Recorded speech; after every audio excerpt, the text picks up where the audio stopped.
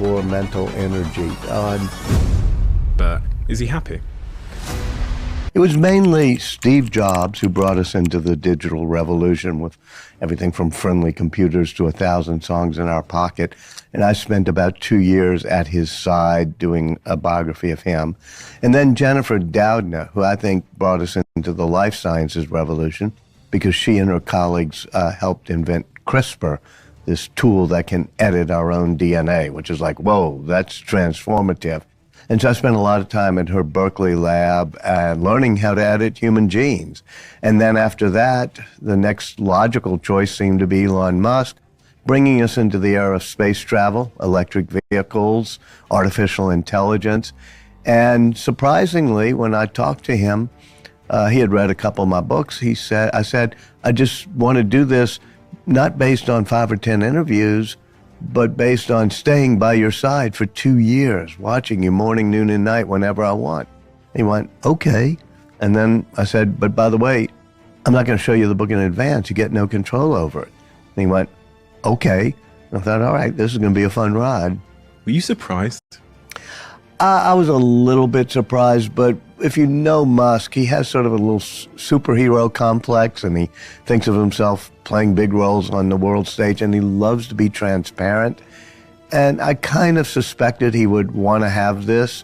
There was a mutual friend who helped broker the deal, and the friend said, you know, he wants a biography. I think he sees himself in the same trajectory as a Steve Jobs or a Jennifer Doudna. And why did you want to do it? I wanted to do somebody who was taking us back into the era of space travel, because I'm old enough to be one of those geeks who remember the countdown of 10, 9, 8, and you hold your breath, and they'd launch from Cape Canaveral.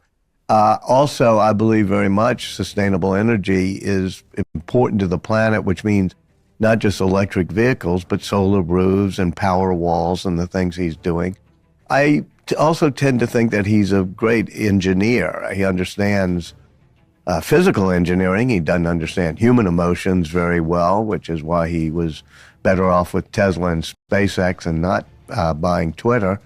But I wanted to understand the pioneering work that was being done. He's the only person who can get astronauts from the U.S. into orbit. You know, NASA can no longer do it. Boeing can't do it. So how come? How did he make those rockets work? And with Steve Jobs, what was the access that you were given to him?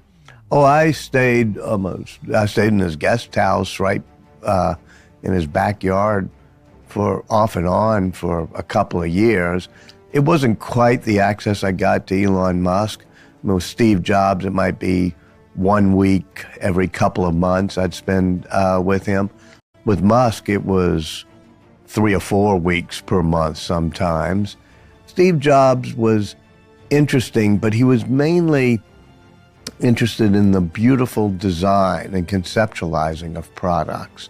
And so we'd spend a lot of time in Johnny Ive's wonderful design studio at Apple headquarters, where Steve would spend the afternoon hour after hour walking around, even looking at things like the European plug for a charger and how it was going to be different from the American plug, but how curved. You know, he just cared about God being in the details of each design.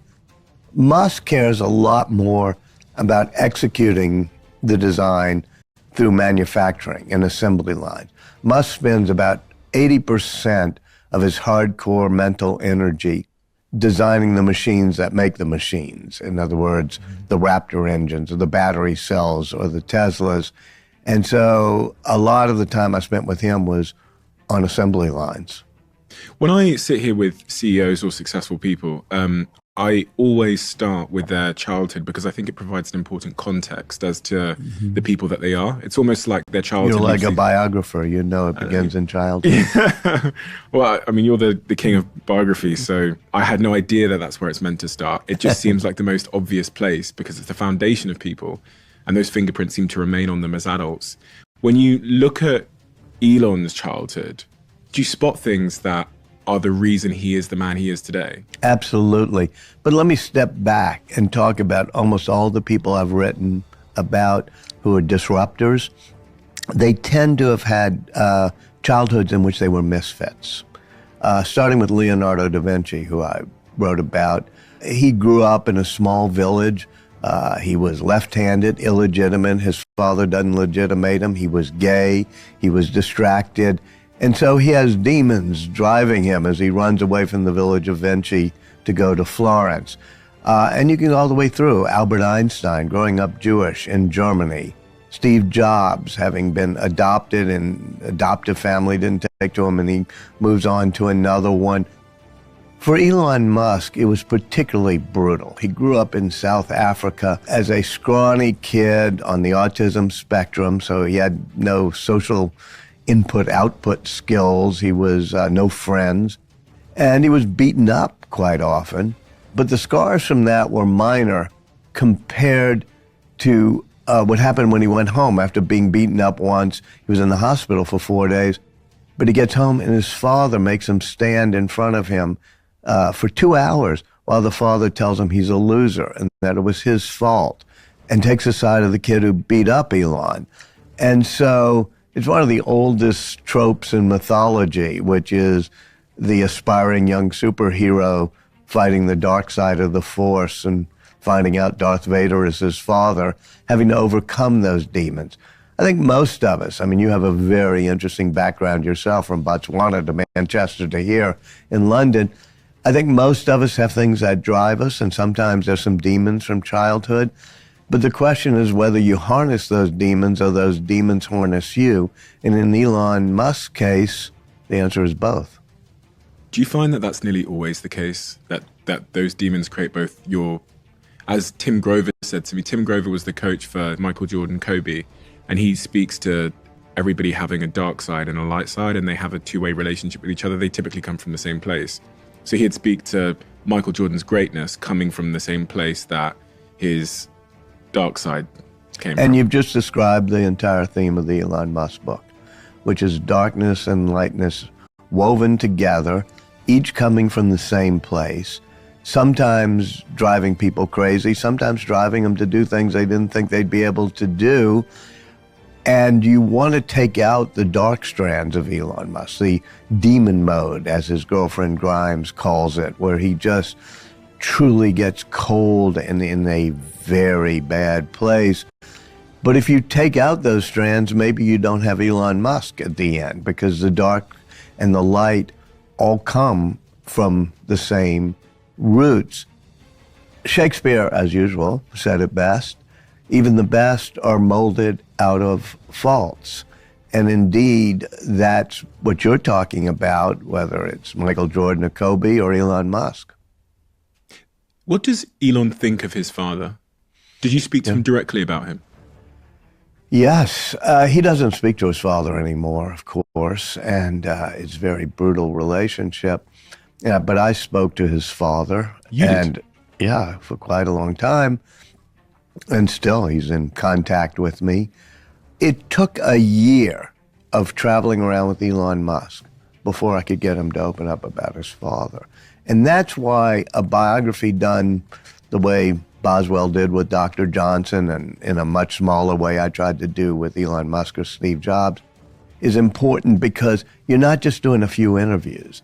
You're just with them day in, day out. And after a year, every now and then I'd say, tell me about your childhood, tell me about your dad. And he'd just stare blankly and be not wanting to speak. And then one day, we're actually on this plane flying to California from Texas. And once again, it was very quiet. Finally said, tell me about your dad. It was about the 20th time I'd asked him. He must have been silent for 2 minutes, 3 minutes. I didn't say a word. And then it started coming out, the stories of childhood. And so, yeah, he's still rattled by the memory of it. His father has had 2 children by a young woman that he had raised as a stepdaughter. And so that really messed up Elon's mind. Elon's father raised a stepdaughter and then had 2 kids with the stepdaughter, yes. And so there's, and he's talked about it. Elon Musk also is an astonishingly good engineer who gave many good things in childhood. He was at times successful, at times less so. Errol is his father. Errol is the father. But he also instilled some of these demons. So it's the most complex relationship. Barack Obama begins one of his memoirs by saying, I think every successful man is either trying to live up to the expectations of his father or live down the sins of his father. And Obama says, in my case, it's both. Well, in Elon's case, it's both. What do you guys think? Do you guys really think that his inner demon really pushed him to his success? Or do you think is purely hard work and massive good executions? Please leave your comment below. We would love to hear from you. Thank you for making it this far. If you like this video, you might want to share it with a like-minded friend. Thank you, and as always, stay blessed.